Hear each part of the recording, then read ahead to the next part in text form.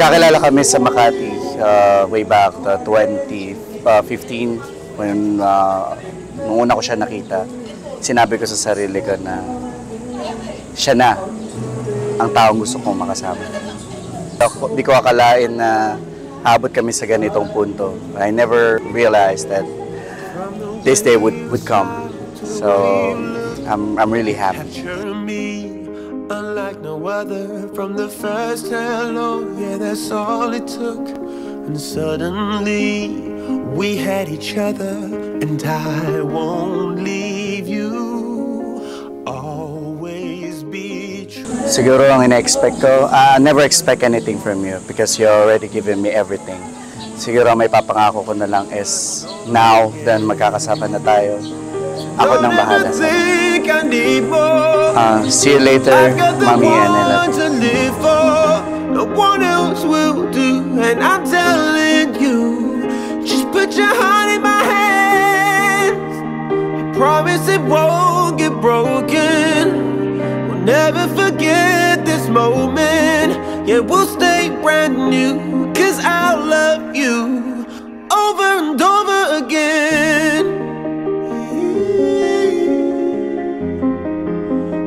Over and over again. Nagkakilala kami ni John or ni Jovic sa work. That was way back 2014. Gumawa siya ng way just to get to know me. So, dun kami nagkakilala. Mabilis lang, started as a friends kasi nagpakilala siya as a friend to me. And then, ayun.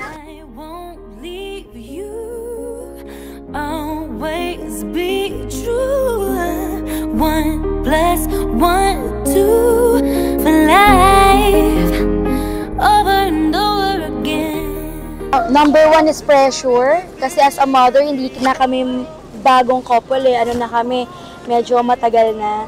So parang yung number 1 yung pressure, number 2 happiness kasi lahat ng family namin, friends, nandito silang lahat. Tsaka hindi ko ina-expect yung mas mag-e-effort yung mga tao na saglit, isang beses ko lang pinakausapan para pumunta. And then yun, pure happiness and excited kasi gusto ko makita silang kumpleto mamaya sa venue.